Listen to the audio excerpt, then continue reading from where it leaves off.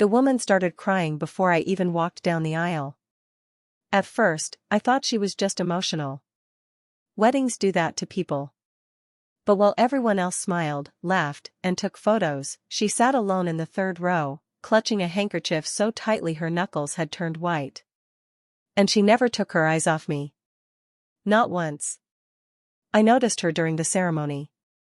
I noticed her during the vows. I noticed her during the reception. Every time I looked up, she was staring. Crying. Watching me like she'd been waiting her entire life for that moment. Then, just before she left, she grabbed my hand. Tears streamed down her face. And she whispered 5 words that changed everything. "You were always my daughter." Then she walked away, leaving me standing there in shock. And leaving behind a mystery that would unravel my entire life. My name is Emily Carter. I was 28 years old when I got married. Until that day, I believed I knew exactly who I was. I believed I knew my family. I believed I knew my past. I was wrong. The wedding itself had been perfect.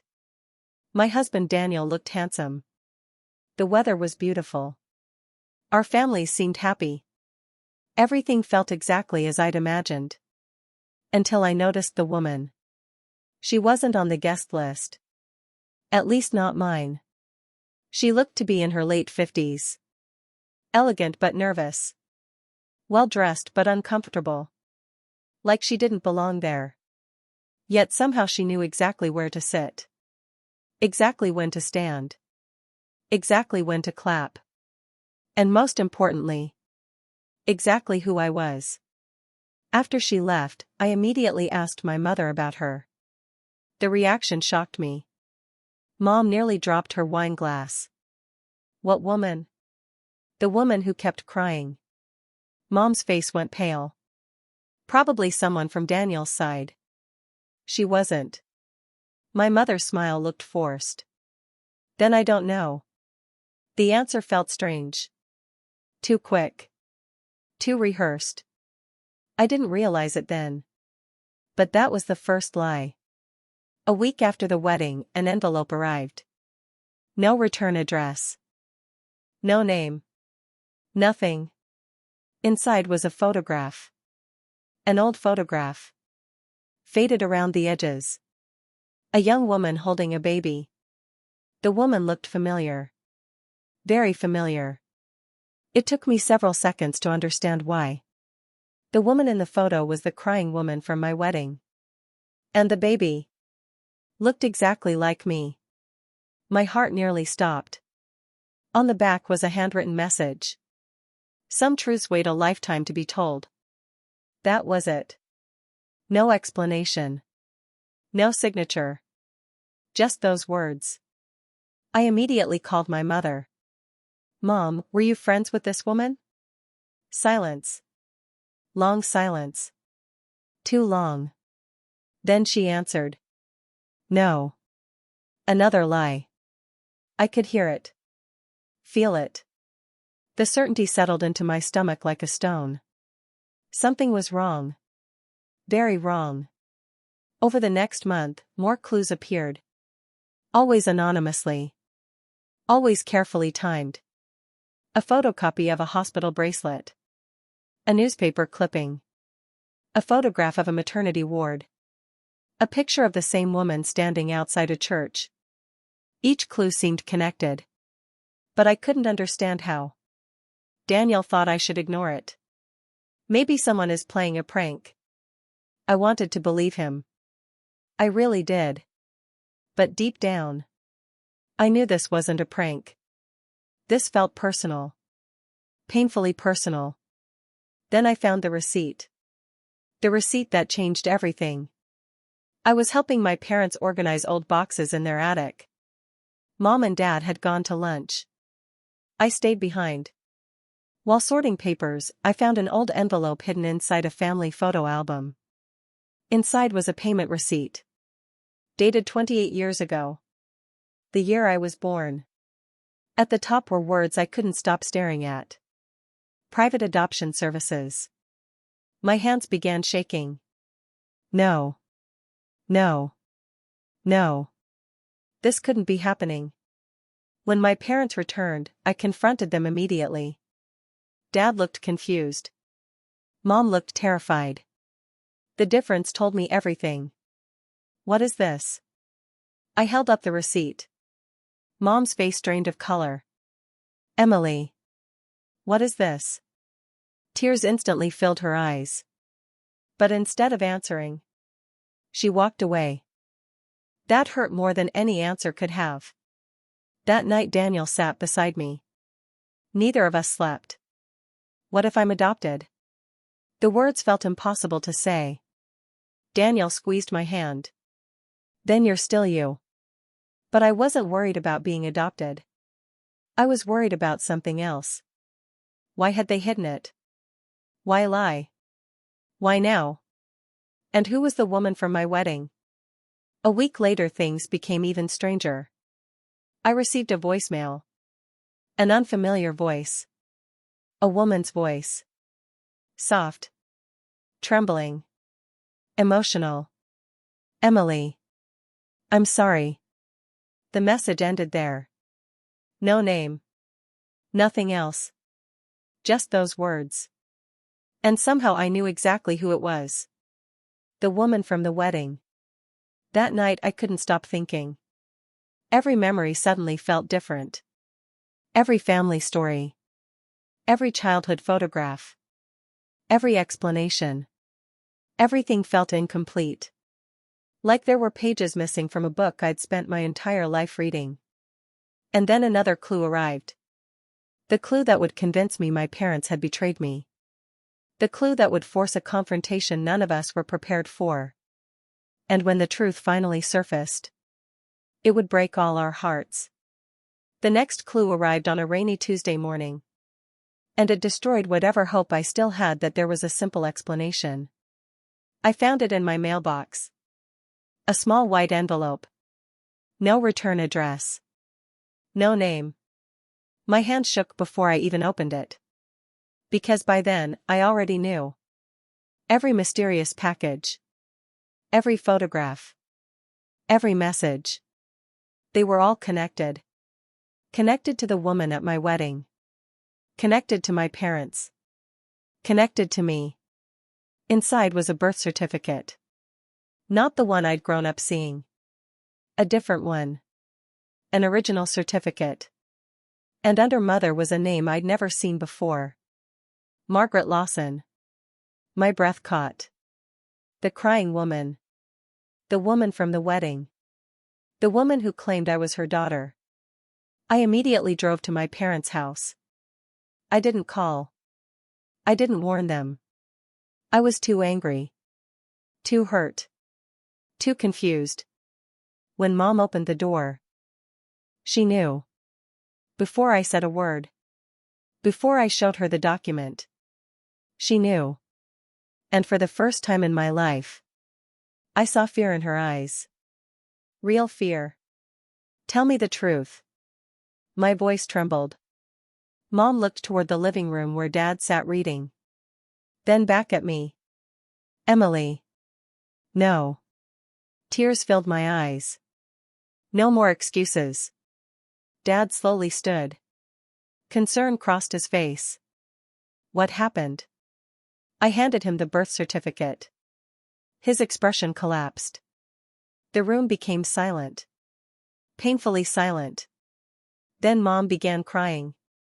The sound broke something inside me. Because guilty people cry too. And at that moment, I believed my parents were guilty. Guilty of lying to me. For 28 years. Who is Margaret Lawson? Nobody answered. Why does she think I'm her daughter? Mom sat down heavily. Dad lowered his head. And suddenly I realized something horrifying. Neither of them seemed surprised. Not even a little. You knew.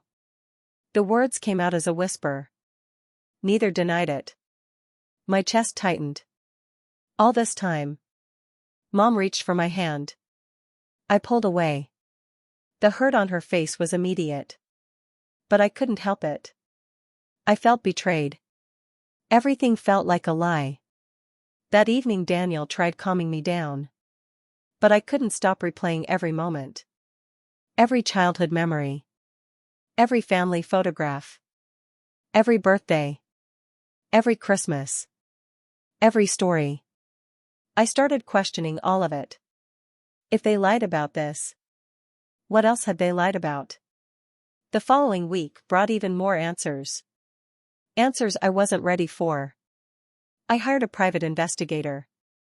Part of me felt guilty. The other part needed the truth. No matter what it cost. 3 days later he called. His voice sounded uneasy. Mrs. Carter? Did you find her? Yes. My heart pounded. And? A long pause. Then he said something that made my blood run cold.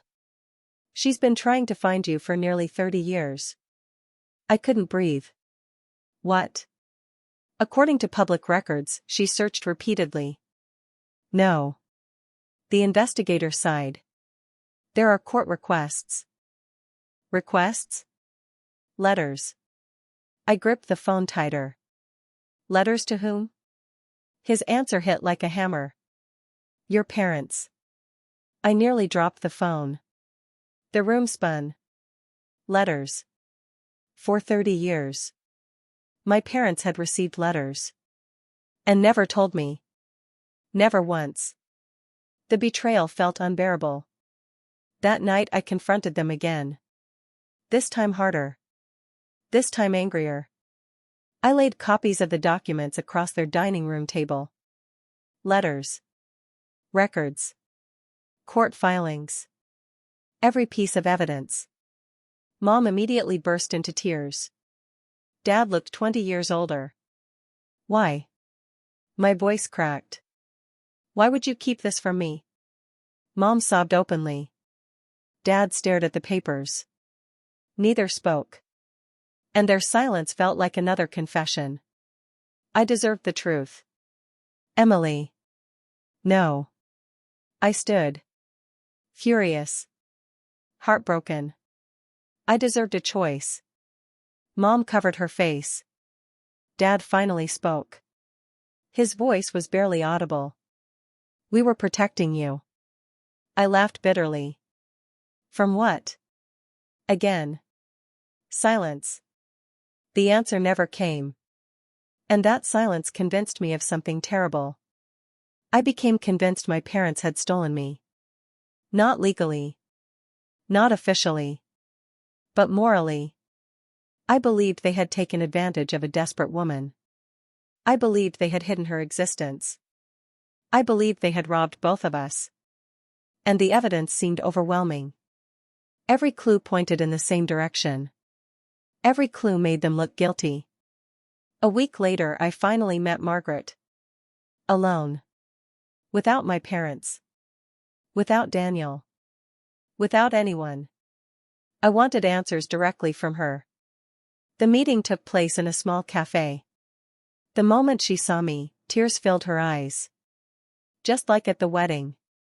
Just like before. She stood slowly. Smiling through tears. And for a second, I saw my own face. My own eyes. My own smile. Reflected back at me. The resemblance was undeniable. I've waited a lifetime for this. Her voice shook. I sat down. Trying not to cry. Trying not to hate her. Trying not to hate my parents. Trying not to hate myself. Then I asked the question. The question that had haunted me for weeks. Why did you give me away? Margaret immediately broke down. Not a polite terror. Not quiet sadness. Real grief. The kind that lives inside someone for decades. And her answer changed everything. I didn't. The words stunned me. What? I never gave you away. My heart stopped. She reached into her purse. Pulled out an old folder. And slid it across the table. Inside were documents. Hospital records. Legal papers. Letters. Dozens of letters. Some stained with tears. Some unopened. Some returned. Then Margaret told me the story.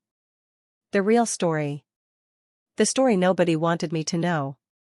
The story my parents had spent 28 years trying to hide. And by the time she finished, I no longer knew who the villains were. Because the truth was far more heartbreaking than betrayal. And what I learned next would change my entire understanding of family forever. I sat frozen in the cafe. The folder lay open between us. Dozens of letters. Court records. Hospital documents. A lifetime of pain compressed into a stack of yellowing papers. And Margaret was crying so hard she could barely speak. I never gave you away. Those words echoed in my mind. Again. And again. And again. Because they shattered everything I thought I knew. Margaret took a trembling breath. Then she began telling me the story. The real story. Not the version I had imagined. Not the version my anger had created. The truth. And the truth was worse. Far worse. 29 years earlier, Margaret was 19 years old. She was unmarried. Scared. And completely alone. My biological father had disappeared the moment he learned she was pregnant. Her parents had thrown her out. She worked 2 jobs while carrying me. Sometimes sleeping in her car. Sometimes sleeping on friends' couches. Sometimes not sleeping at all. Yet despite everything, she wanted me. More than anything. I used to talk to you every night. Her voice cracked. I'd put my hand on my stomach and tell you about the future. Tears streamed down her face. I promised I'd protect you. I couldn't look away. Because for the first time, I wasn't seeing a stranger. I was seeing a mother. When I was born, complications nearly killed her. She developed a severe infection. She spent weeks in intensive care. Weeks. Unable to leave her hospital bed. Unable to care for her newborn daughter. Unable to make decisions. Unable to fight. During that time, social services became involved. Temporary care arrangements were made. And that's where my parents entered the story. At first only as foster parents. Temporary. Short-term. Nothing more. They were good people. Margaret wiped her eyes. They loved you immediately. I frowned. The statement didn't fit my growing anger. Not yet. According to the documents, the plan was simple. Margaret would recover. Find stable housing. Regain custody. Bring her daughter home. The process should have taken months. Instead, everything went wrong. While Margaret fought to recover physically, she received devastating news. A rare heart condition. Multiple surgeries. Years of treatment. No stable income. No permanent housing. No support system. Her life collapsed. For nearly 2 years she battled simply to survive. And during those 2 years, my parents raised me. Fed me. Comforted me. Loved me. Became my family. I knew they cared about you. Margaret whispered. That's what made everything harder. Then she showed me something. A letter. The first letter she had ever written to my parents. Dated 26 years earlier. The paper was stained with tears. The handwriting shook. I read it slowly. Every word felt like a knife. Please tell Emily I love her. Please don't let her think I abandoned her. I am trying to come back for her. I promise I am trying. I stopped reading. My vision blurred. There were more letters. Dozens of them. Year after year. Birthday cards. Christmas cards. Updates. Photographs. Messages. Every one addressed to me. Every one unopened. My hand started shaking. Because suddenly the picture seemed obvious. My parents had hidden everything. For decades. I looked at Margaret. Why didn't you fight harder? The question came out harsher than I intended. Pain flashed across her face. But she answered honestly. I did. Then she slid another document toward me. A court ruling. I stared at it. Unable to breathe. Because according to the document, my parents hadn't stolen me. They had legally adopted me. With full approval from the courts. I blinked. Confused. Lost. Nothing made sense anymore. Margaret saw my expression. Then quietly said the words that changed everything. The adoption wasn't the betrayal. What? She looked down. The betrayal came afterward. According to the court agreement, once I turned 18, I was supposed to receive every letter. Every card. Every document. Everything. The entire truth. I never received any of it. Not one piece. Suddenly everything clicked. The silence. The fear. The lies. The panic on my mother's face. They hadn't stolen me. They had loved me. But somewhere along the way, their love became fear. Fear of losing me. Fear of sharing me. Fear that if I learned the truth, I would leave. And because of that fear, they kept the secret alive. For 10 extra years. I drove straight to my parents' house. The folder sat beside me the entire way. My chest felt heavy. Not with anger anymore. With sadness. When I arrived, Mom opened the door.